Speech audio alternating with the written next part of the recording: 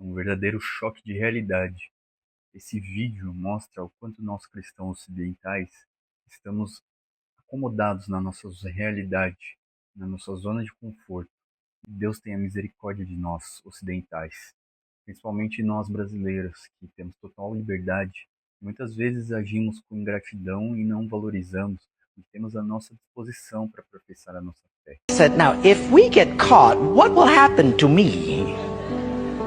They said, oh, you'll get deported in 24 hours and we'll go to prison for 3 years. I said, you're kidding. How many of you have been in prison for your faith? Out of 22, 18 raised their hands.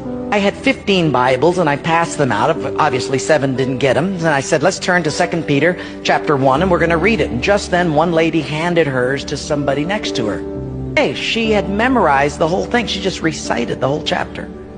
Break. And I said, you recited the whole chapter. She says, oh yes, I've memorized many chapters. I said, where did you memorize many chapters? She said, in prison.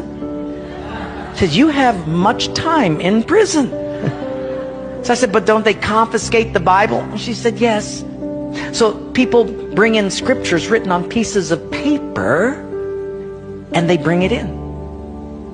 So I said, but then if they find that piece of paper on you, won't they confiscate that? She said, oh yes, that's why you memorize it as fast as you can.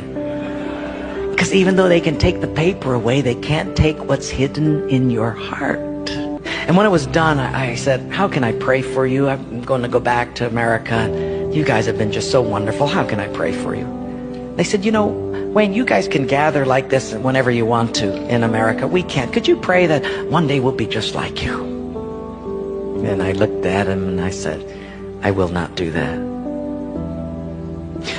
Big incredulous eyes looked at me and they said, why?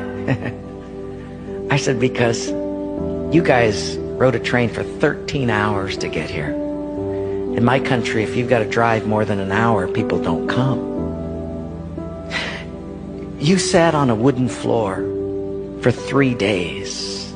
In my country, if people have to sit more than 40 minutes, they leave. You sat not only here for 3 days on a hard wooden floor, but you did it without air conditioning. In my country, if it's not padded pews and air conditioning, people don't often come back. In my country, we have an average of 2 Bibles per family. We don't read any of them.